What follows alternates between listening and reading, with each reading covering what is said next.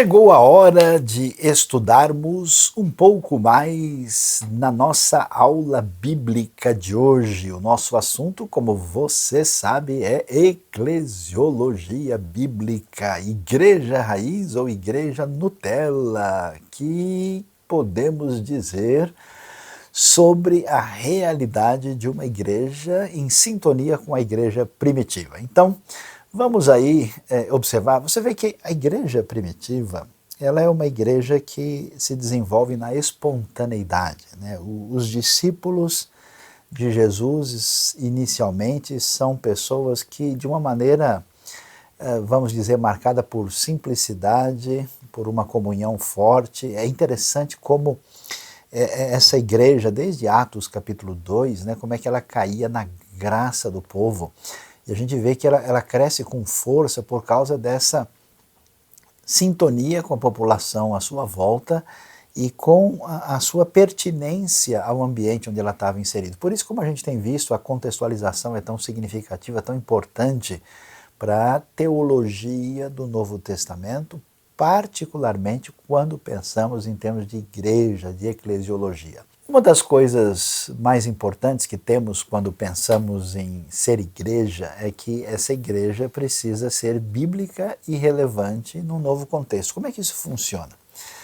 Quando nós temos a nossa realidade atual de igreja, de onde ela vem? Né? Ela, na verdade, ela tem um conjunto de ensinos, doutrinas, propostas de como se deve pensar, viver a vida diante de Deus e do próximo a partir do que as Escrituras nos apresentam, e juntamente com isso tem uma série de tradições, costumes, elementos que são decorrentes de uma acomodação, de uma contextualização que ocorreu numa época da igreja. Que época da igreja? A época em que ela cresce no mundo greco-romano, então você tem uma igreja mais grega, outra igreja mais latina, uma igreja que a gente chama de paleocristianismo, depois você tem uma igreja do contexto que a gente chamaria bizantino, da Europa latina posterior, das diversas épocas da Idade Média, depois você tem uma igreja mais eslava, mais germânica, mais do Oriente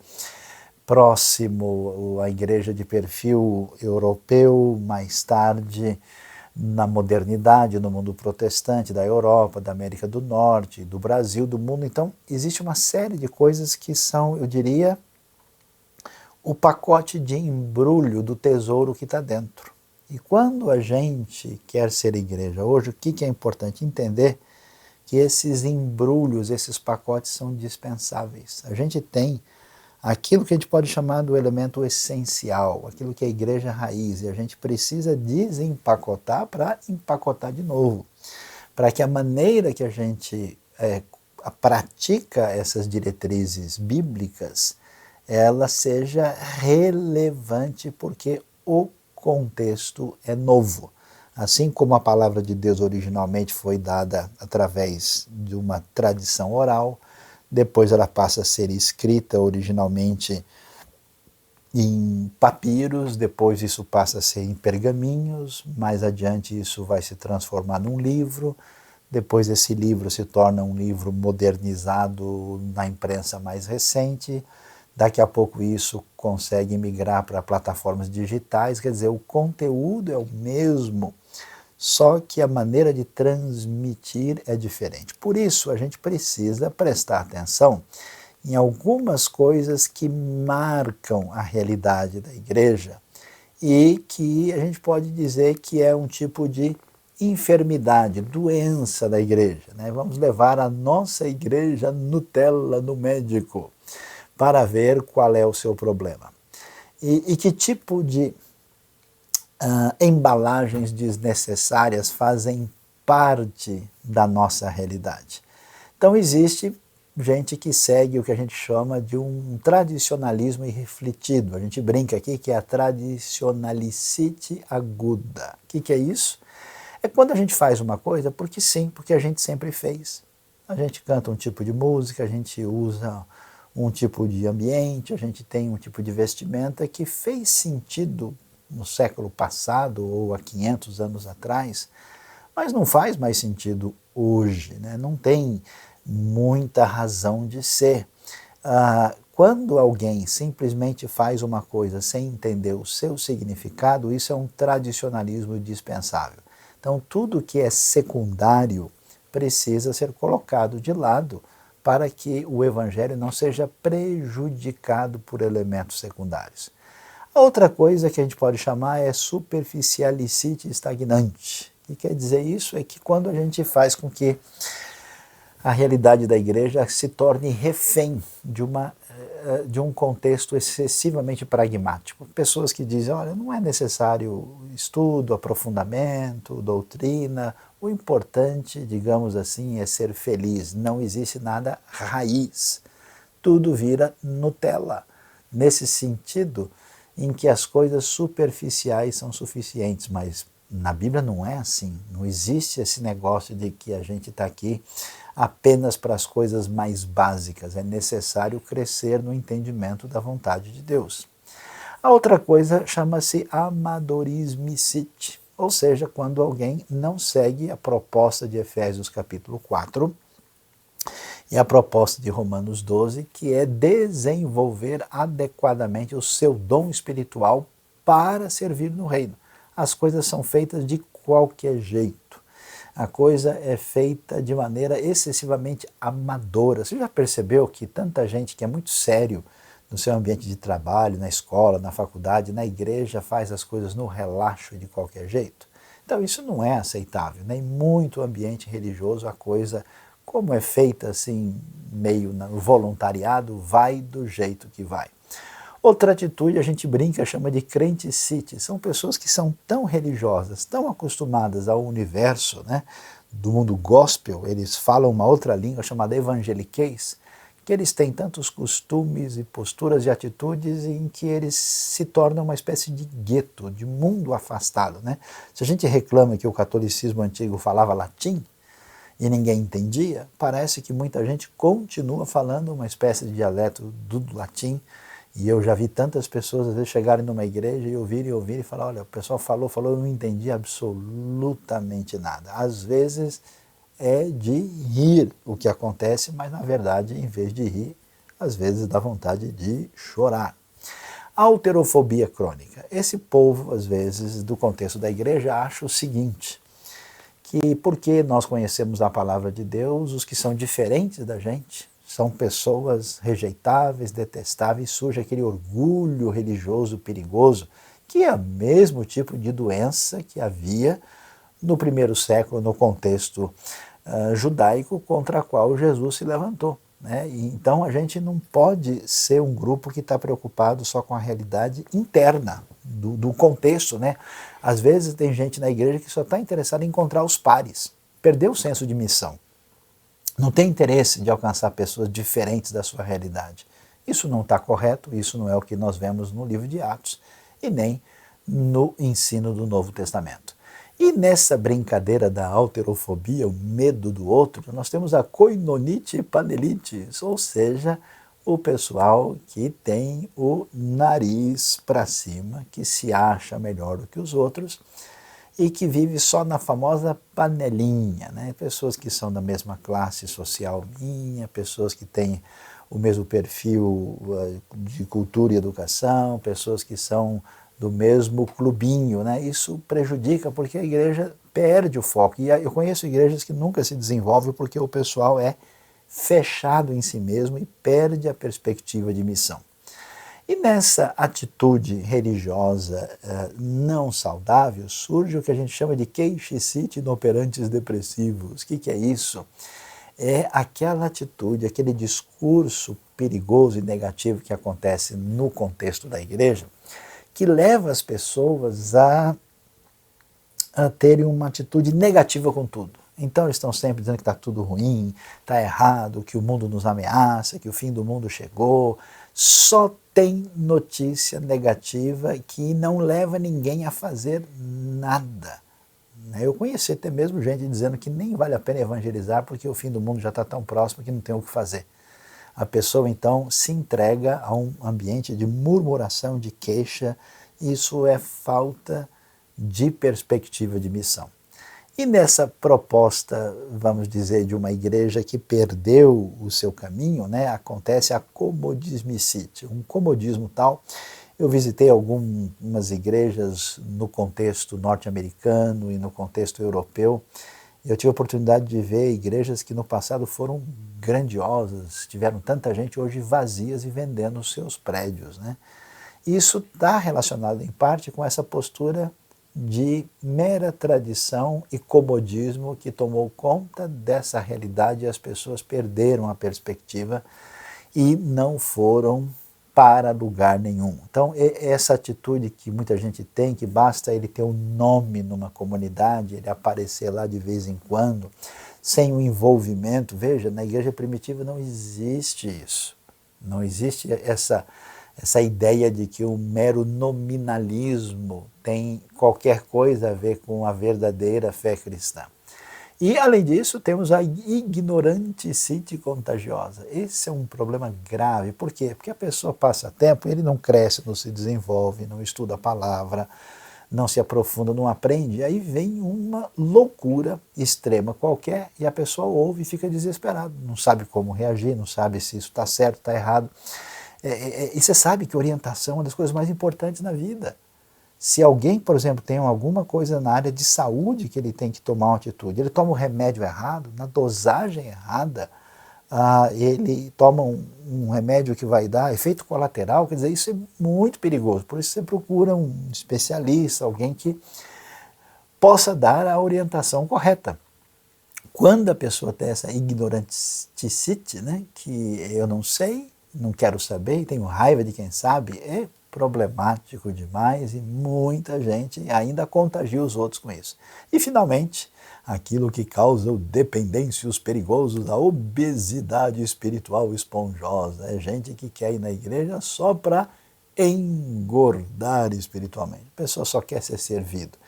Aí ele quer ouvir, ele quer participar, ele quer escutar o louvor, ele quer estar lá só para receber. Não contribui, não se envolve, não atua ministerialmente e acha que vida cristã é receber informação, é receber amparo, receber direcionamento, receber, às vezes, aconselhamento, e a pessoa não entende que você só tem saúde espiritual exercendo o seu dom, servindo no corpo de Cristo. Então, nesse sentido, para a gente ser uma igreja que não seja uma igreja fora de foco, aqui alguns conselhos práticos do que a igreja que quer ser uma igreja bíblica e relevante precisa evitar.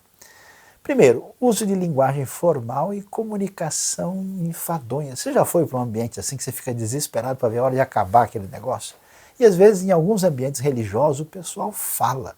E eu acho surpreendente que a pessoa, quando conversa com você, ele fala normal. Chega lá na frente, ele fala de maneira tão esquisita, tão complicada, tão diferente, que a gente, como se diz, né, de repente parece que não sei o que está acontecendo. Então isso não tem nada a ver, isso é um costume, assim, até mesmo ligado a um tipo de elitismo que não faz parte da proposta de igreja na história bíblica inicial. A estrutura burocrática e centralizada de funcionamento da igreja. Quer dizer, preciso fazer isso, eu gostaria de ajudar as crianças. Precisa fazer uma reunião com fulano de tal, que vai encontrar com não sei quem, falar com fulano. Quer dizer, parece que para servir você precisa passar por uma estrutura do Congresso Nacional, né? Isso não existe no Novo Testamento. Você vê como Deus age espontaneamente com o seu espírito na vida de pessoas. Veja a história de Filipe em Atos 8, por exemplo, que é levado, né, para pregar o evangelho em Samaria. Primeiro acontece o que Deus deseja pelo Espírito, e os apóstolos vão lá visitar depois para saber o que está acontecendo, né? Porque se fosse esperar tudo reunião de apóstolos para saber o que a igreja vai fazer, até hoje a gente ia ficar sentado esperando. A coisa não pode ser assim. Adoração em formato ultrapassado e intolerante. O que é uma adoração em formato ultrapassado? É a gente cantar de um jeito que não tem mais nenhuma pertinência para o grupo de pessoas que está sendo ministrado, né? A música ela é uma linguagem que toca o coração. Se a nossa música é descontextualizada demais para quem está ouvindo, ela não faz sentido. E música intolerante é aquela música em que a gente diz que somente esse tipo de música é adequada para Deus. Né? Deus gosta dessa música. Parece que Deus apareceu e escolheu, né, que música a gente vai cantar. E não é o caso. Né? Músicas diferentes, em Colossenses você vê isso com muita clareza, né, que as pessoas deveriam adorar a Deus com salmos, hinos e cânticos espirituais. Havia uma diversidade de adoração, a gente não pode ser dogmático nessas coisas, elas são secundárias.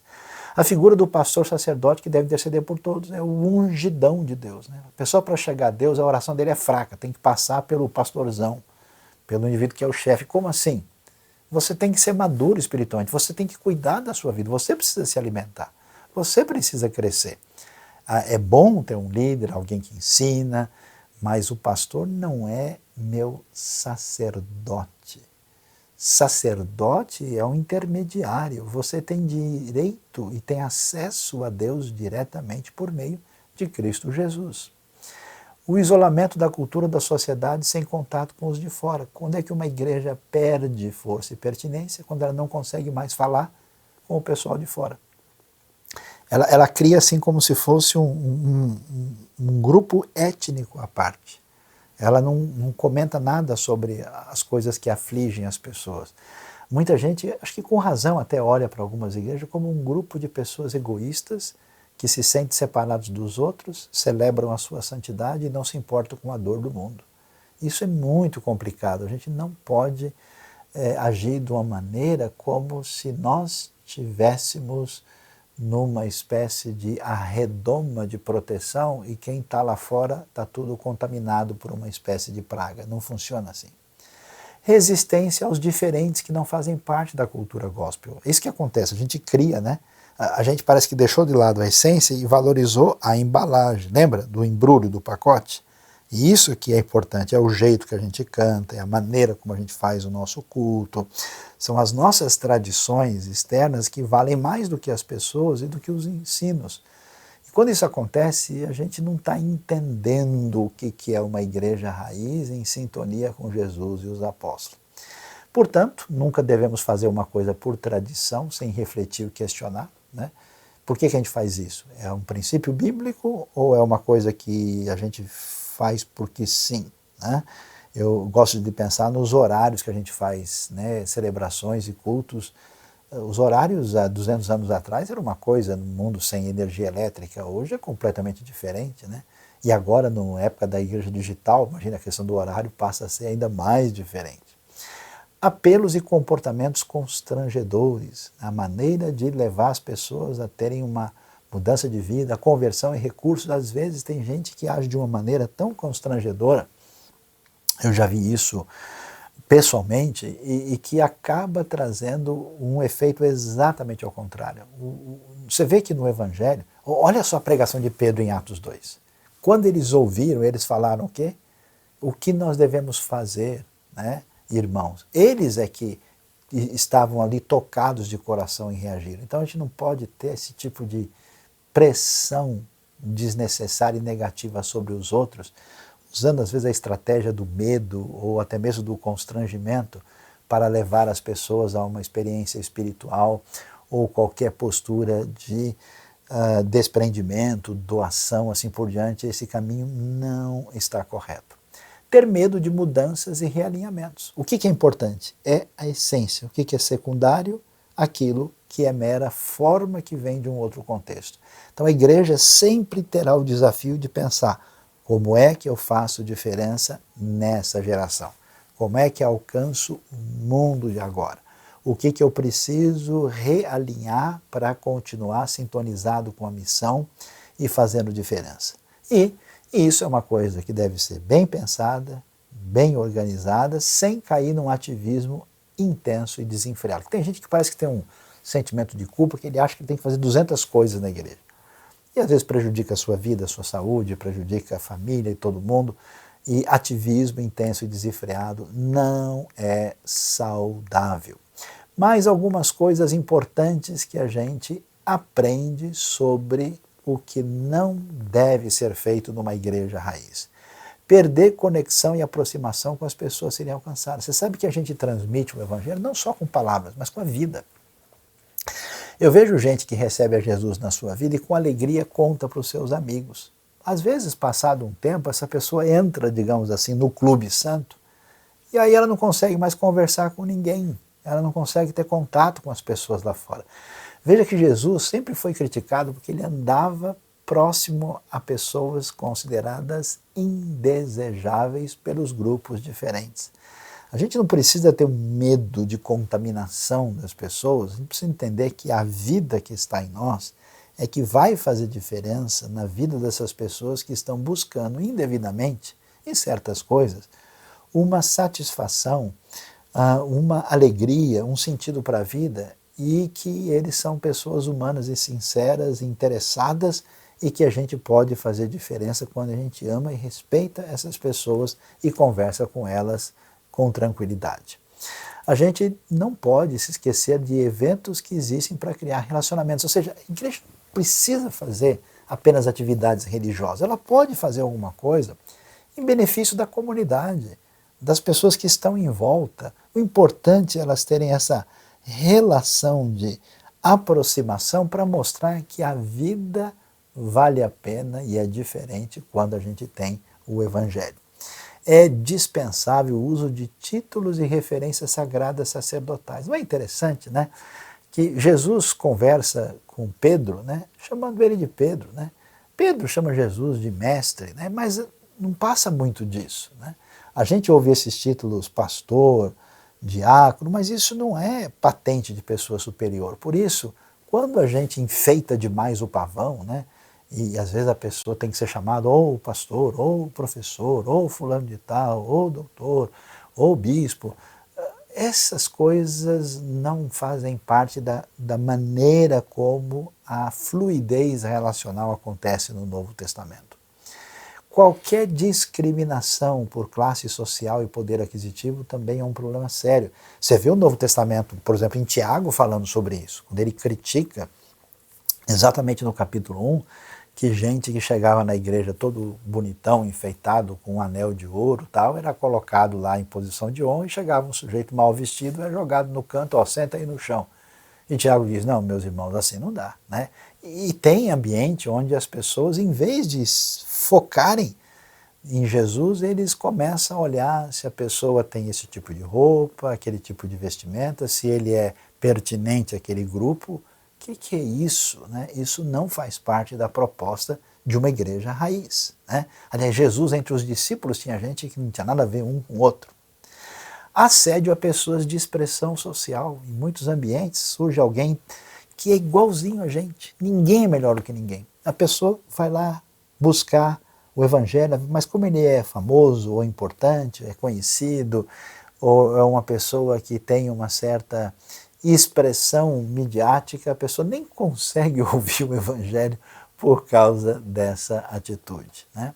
A igreja nunca pode ser, portanto, em resumo, uma igreja voltada para si mesmo. Ela não pode pensar que a sua linguagem, a sua música, é algo que não tem conexão com o público descrente, né? Que as pessoas não têm a pertinência da história religiosa que a comunidade interna tem. Então você começa a falar de coisas que não faz sentido para ele. E Paulo, você vê que quando ele fala com o judeu e fala com o grego, ele fala diferente porque ele reconhece os contextos. A igreja não pode ficar presa ao passado nesse sentido de usar a embalagem vencida. E ela não pode ter uma palavra fraca e perder o foco nas Escrituras. A palavra de Deus, a Bíblia, tem mensagem para todo tipo de pessoa e ela tem poder para agir em qualquer tipo de coração, por isso ela precisa ter relevância completa e total.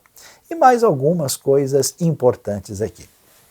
A igreja não pode se tornar refém de movimentos, digamos assim, extremistas. Né? A palavra aqui pode ter sentido diferente, mas tem gente que, em vez de prestar atenção mais a Jesus, aos discípulos, prefere um rótulo de uma pessoa extremamente conservadora. Não é importante ser mais ou menos conservador, o importante é estar em sintonia com as Escrituras. Então, ela não pode ser refém de um fundamentalismo, né, onde a pessoa tem um excessivo interesse por costumes conservadores como se ele fosse semelhante ao Evangelho, né? O farisaísmo era um tipo de fundamentalismo da época, no primeiro século. Ela não pode ser refém de um platonismo, onde a gente despreza a vida prática do cotidiano, da realidade do dia a dia, e vive só no mundo do espírito e das ideias, e ela não pode se entregar a nenhum tipo de legalismo, né? Às vezes eu vejo gente de igreja discutindo certas coisas que parece que o pessoal nunca leu a carta aos Gálatas, achando ser importante isso. Quer dizer, as questões que muita gente discute no mundo que agoniza de dor sem Deus, com tanta maldade, são questões completamente secundárias e irrelevantes, né?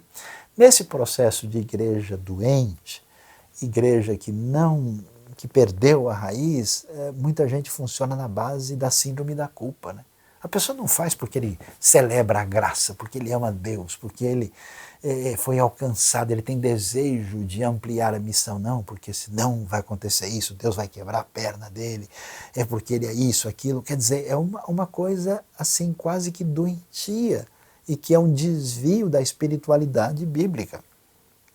E isso, quando acontece, a gente vai ver uma coisa parecida com o que acontece com aquele homem que foi curado lá no tanque de Betesda, conforme nós lemos em João capítulo 5, quando ele foi curado, né, um homem que era paralítico há tanto tempo. O pessoal estava perguntando, mas espera aí, ele está carregando o leito dele hoje, que é Shabat? Quer dizer, ninguém prestou atenção, porque a gente perde a misericórdia, perde essa sensação extraordinária da graça de Deus que vem do Evangelho. Isso não pode acontecer. É dispensável a superficialidade de muitos movimentos religiosos recentes que não levam a lugar nenhum.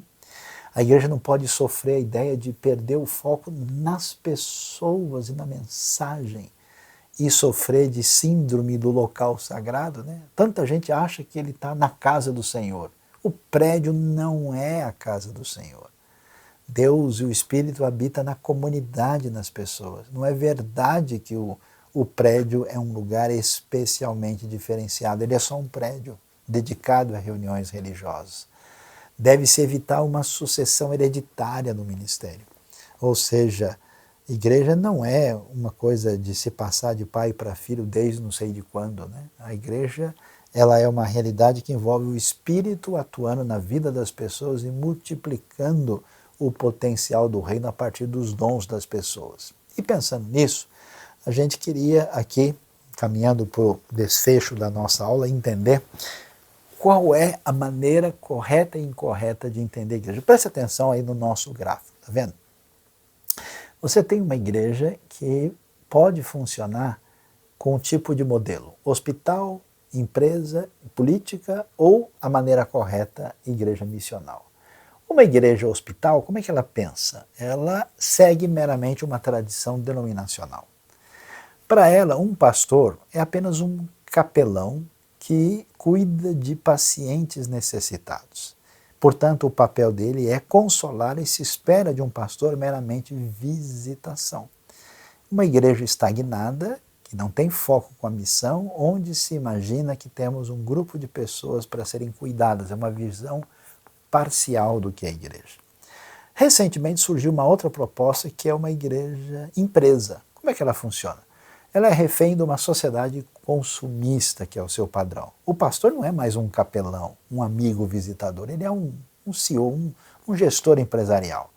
Os membros são vistos como clientes, né? Você vê uma linguagem assim empresarial corporativa tomar conta do grupo religioso.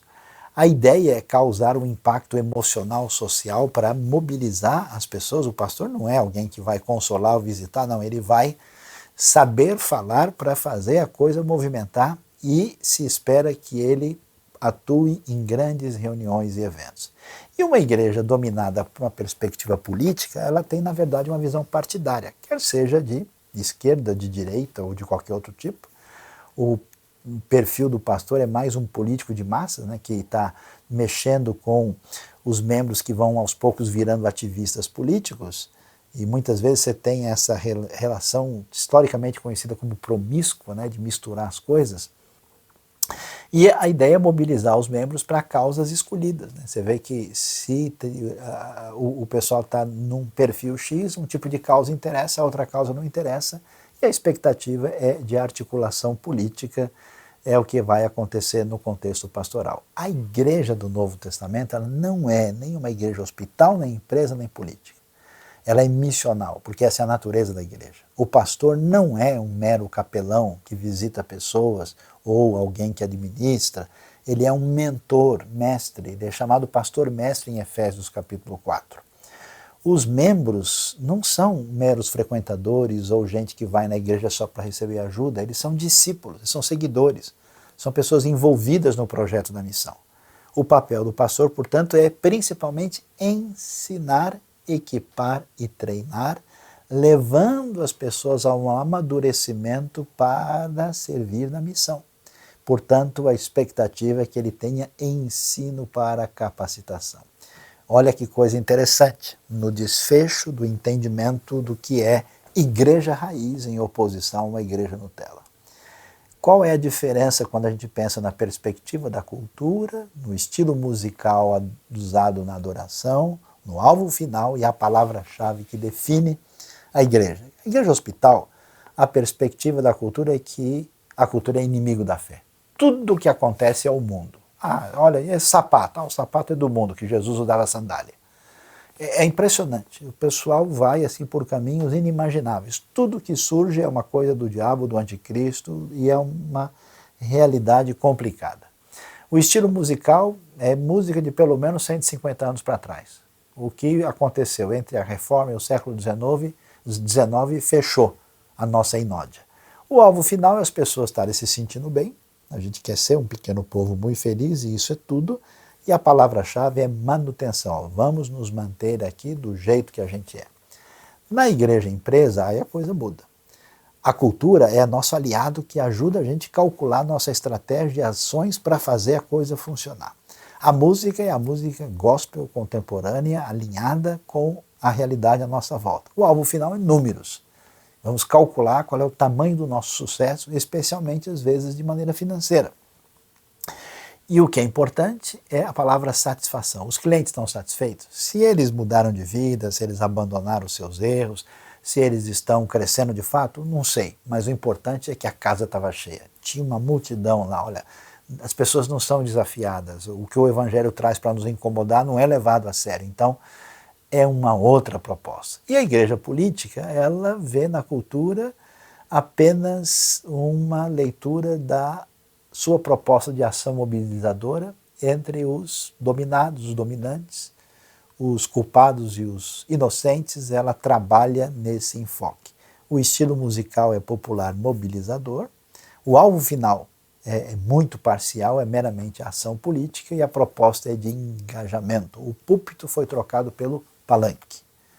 A igreja missional, ela é uma igreja que trabalha com a realidade que precisa ser confrontada.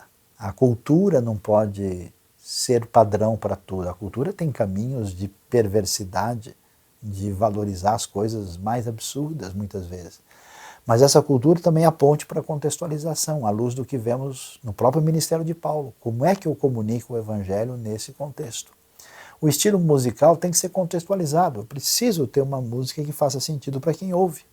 O alvo final não é política, não é número, não é bem-estar, mas é maturidade. Levar as pessoas a crescer em Cristo. E a palavra-chave é missão. A igreja é comprometida com a missão, levando cada pessoa a servir a Deus de maneira madura no reino. Portanto, a gente vai entender que essa caminhada acontece através dos ministérios, não só de um líder, de um pastor, de um missionário. A igreja não deve funcionar por meio de cargos pré-definidos, mas ela funciona a partir do projeto de Deus no coração das pessoas. Como é que a coisa acontece? O ministério nasce no coração de alguém que tem um sonho, um chamado, um toque de Deus. Vamos supor a pessoa quer abençoar a gente de rua, ou adolescentes, jovens na escola ou na universidade. Então isso nasce no coração, o sonho, ele encontra uma necessidade diante dele, transforma isso num projeto, aí ele organiza esse projeto, quem, como é que ele vai fazer, define os seus alvos claros, você vai ler Atos, você vê como é que isso é bem dirigido em Atos, e aí ele encaminha o que ele quer fazer, qual é a missão, qual é a visão, qual é o objetivo disso, alinha isso, né, dentro do cronograma, como é que ele vai planejar isso no próximo semestre, no próximo ano, divulga e convoca, né, todos que podem ser parceiros nessa caminhada, e esse projeto precisa se realizar na prática e precisa ser uma coisa concreta, objetiva e geralmente é algo mensurável. Isso é importante porque tem muita gente tentando fazer as coisas na prática, na doideira, na confusão, e tem muita gente com tantos sonhos, ideias no coração que nunca se realizam. Precisamos fazer encontrar as duas realidades. E não podemos ter uma ideia de que a estrutura do reino de Deus tem caixas fechadas que a gente acha as pessoas para colocar lá dentro. Não. Deus levanta gente na história a partir de um chamado da sua obra no coração, e essa pessoa desenvolve o seu projeto, a semelhança do que vemos na vida do apóstolo Paulo, de Neemias e de outras pessoas no contexto da história da proclamação do Evangelho, nas diversas missões, na história mundial e na história brasileira, e aí a pessoa faz diferença. Deus abençoe a nossa vida, Deus abençoe o nosso coração e procure sintonizar a sua vida, a sua comunidade, a sua igreja, o seu papel, a sua participação de uma igreja real, fundamentada na palavra, a palavra que é a nossa diretriz, uma igreja que não seja Nutella, mas uma igreja raiz. Você foi abençoado por este vídeo, por esta mensagem?